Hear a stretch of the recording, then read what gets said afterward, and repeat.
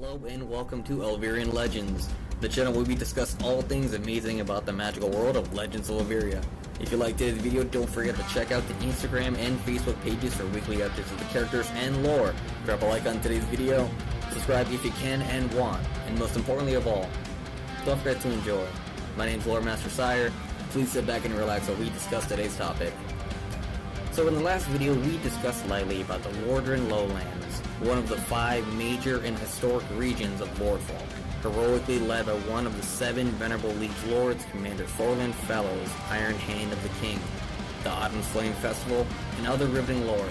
And in today's video, we're off to finish our journey through the Lordrin Lowlands and press onwards into the Riverlands, a region steeped in beginnings of hallowed legends, dethroned ancient races vowing for revenge against their dishonorable usurpers, mysterious bloodlines going back thousands of years before the War of the Three Crowns, even before the founding of valiant, harrowing lore, and so much more. Following along the winding and twisting lanes of life's road northward, one is bound to come across one of 3 historic bridges, allowing passage over the ancient Dragonfire River, the Eluthian, Dramar, and Truxton, all built far before the start of the book, guarding the only passable entrances into the historic Riverlands. Choosing the first of 3, the most recently built and guarded, we will begin today's journey. Cautiously making the crossing, rolling plains, small forests, and swift streams and rivers are the first to greet your sight. A noticeable lessening of wildernesses and a substantial increase in townships along a new road leading throughout the land, named the Dragon Steps Road, and built by Warren Fordragon to unite the Lordrin lands years after an apocalyptic winter nearly brought the lands to a sickening death. One of the legendary feats the Warrior King accomplished within a lifetime of mistakes. Strangely, unlike the Lordrin Lowlands, where a plethora of races and species could be found walking and conversing openly, this is not the case in the Riverlands, led by the liege lord and nationalistic ruler, Lord Coralon, a grizzled veteran warrior whose strict and damning loyalty to lord and kingdom far surpasses that of any within his ranks and beyond contestation, even to that of the legendary High Lord. As far as you can see, not a single Freeman, Adari, Manganai, or any other race save for the Lordrin now travel the roads and valleys. A memorable, tragic, and unsettling moment to save for later travels. We'll find that although Lorfall's geography puts it near a central point of endless travel, hardly any save for the typical merchant vessel are permitted entrance into the green fields. More often than not, they are harassed by the citizenry, then mugged by plundering bandits keeping a keen eye upon the borders, or allowed brief admittance only to sell their wares, then leave before the festering pride of the public hangs them for filthy foreigners while screaming of honorless cowards. For now, we'll put the distressing thoughts to rest, at least for the moment. Hours into our journey, we'll reach our first destination, that of the profitable city of Cyndor, the only major port within the unruly region on the cusp of the barren strait and safe harbor to the magical island of Edengard. If one has an appetite for fishy delight, delectable lobster, or anything born of the sea, this is the city for you.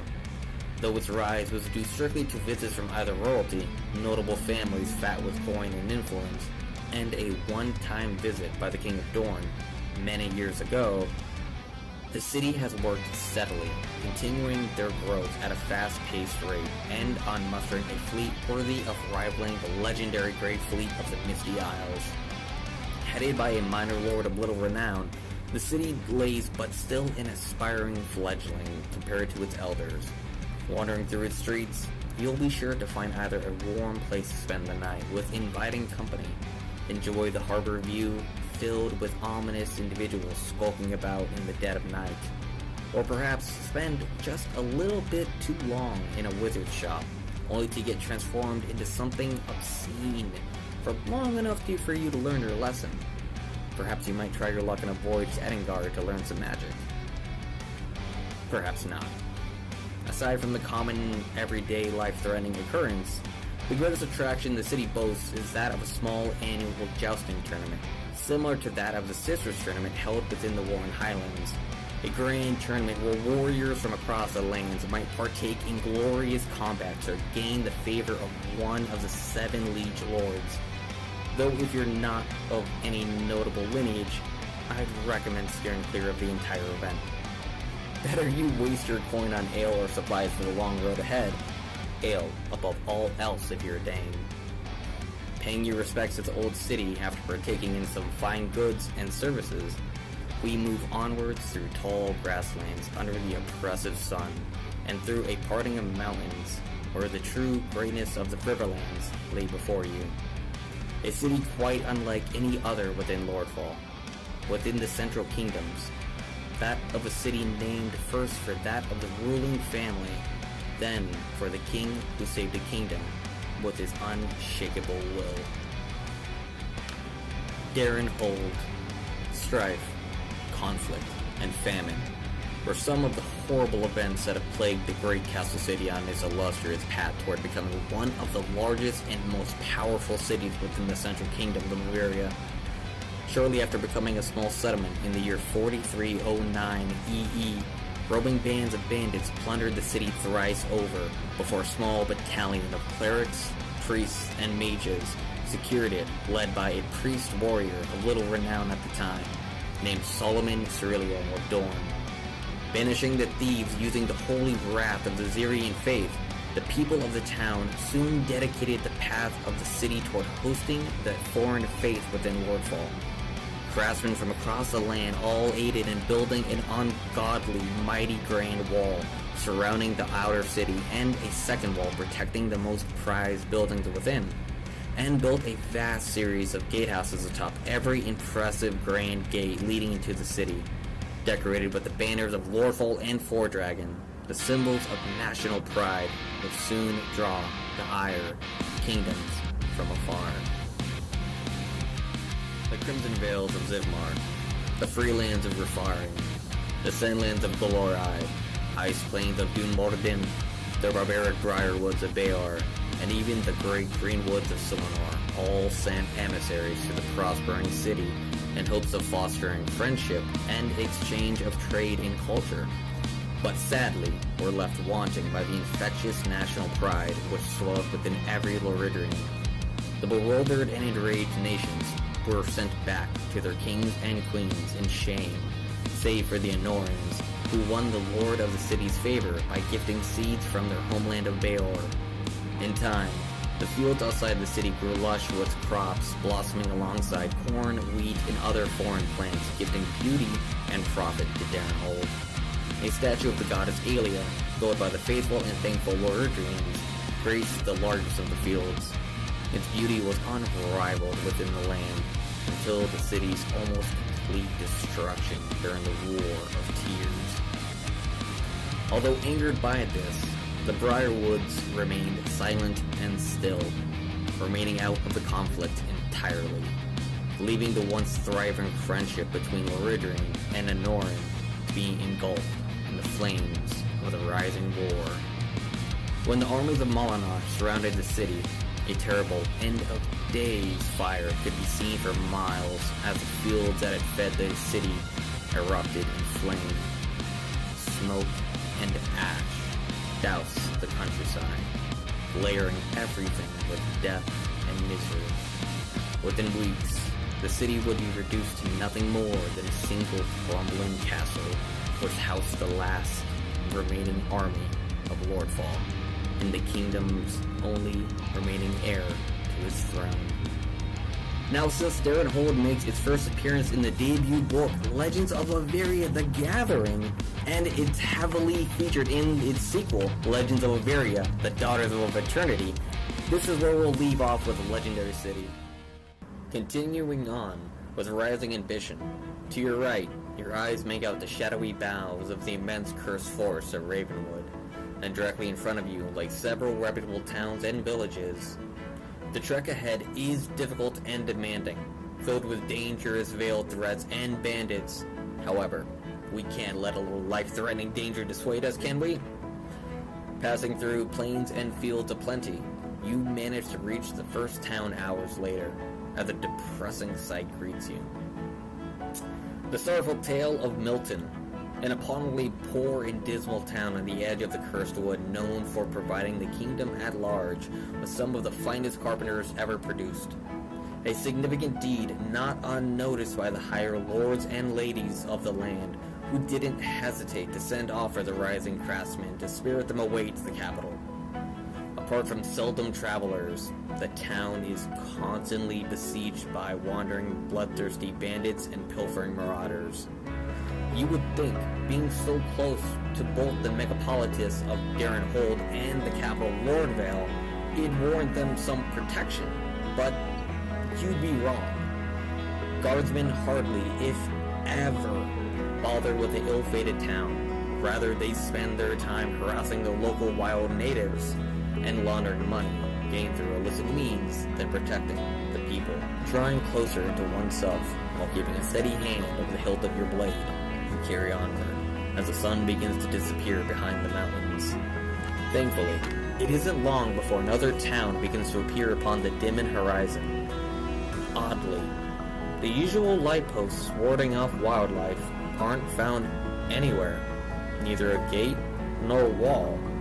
Simply a small, barely visible flickering light within dismal dwellings.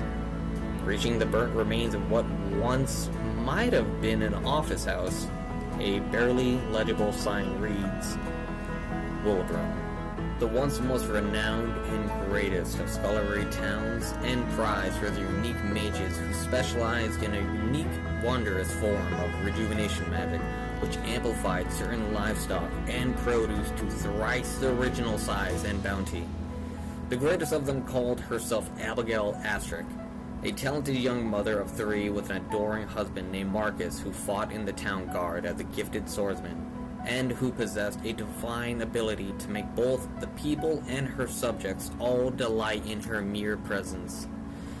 It was no surprise she quickly became a prominent speaker and leader for the people's plights, which grew by the ever-growing days. The town's miraculous rise to fame was nearly as fast as unfortunate, catastrophic, and untimely demise. For despite the unbelievable rise in gold, silver, and copper flowing into their treasuries, hardly any of it ever was seen by its people. Instead of spending coin on public works and foundations for future expansions, it would often be sent to the Lord's manor to embellish the man's greatness and throw lavish parties inviting half the countryside. Needless to say, it wasn't long before the greedy leader was ousted from his position by violent, overtaxed masses, wielding the very magic which made the town famous against its master, only to return mere months later with an army of soldiers backed by the crown and drive the remaining citizenry left standing into the wildernesses with Abigail at its head. Most of the town were either butchered, including Mark and their children, or fled into the forest and hills, vowing vengeance upon the cold-hearted lords and ladies, but not before burning everything they built to the ground. Sadly, though, to this day, hardly even a dozen loving families can call the ghost town home. All that remains now are hollow, empty husks of former memories. Rumoredly, the shadowy and shady residents are said to belong to a group of resistance fighters, led by the infamous mage, Abigail, who still fights against Lordfall's dominion to this very day. Thinking it better not to spend the night, as several souls eye your coin purse just a little bit too long, we continue onward, using the last of our supplies of food and water we purchased from Cyndor. After traveling miles away from the insightful disturbance, and spending a sparing of time to build a small fire to enjoy a nice peaceful meal, we take a moment to breathe in the natural beauty of it all. The moonlit plains filled with breathtaking and dangerous wildlife, such as rain bears and dire wolves, boughs filled with dozens of different birds of darkened feathers, and seldom travelers. The moments linger on in blissful peacefulness. That is, until the sounds of a great roaring river crashes against the Serenity. Commonly known as the Serpent Strait, a rapid river separating the last stretches of the Riverlands from Messenia, homelands of the High Lord, leader of the Liege Lords. A dangerously deep and powerful current is born from this stretch of unruly waters, carrying ships from the inner Lordrin Sea out to the Navaran Ocean and beyond. Looking at the swiftly moving waters, we decide it ultimately best not to try our luck in such rapids, after a tall, spiky red fin erupts from the frothy depths, only to vanish once more. With the sun now completely obscured by the majesty of the 3 wandering moons of Alveria, the walk before us becomes overly burdensome. A truly grueling affair as the lands ever continue to rise. But finally, after having not seen a soul for hours, the sounds of a great town can be faintly heard ahead, moving swiftly past the rows of cotton and silk and other precious, very prized materials. We reach a tall wooden gate with a gatehouse where 2 guardsmen stand idly by. Greeting them, we are returned with a cold shoulder and only a blank stare. Instead of the usual greeting of, "Hello, how are you doing today?" they instead hold out their hand and ask for payment. Payment for what, you might ask? Well, to enter the town of Edendale, a border town and taxation town, one must first offer a tribute, you would say.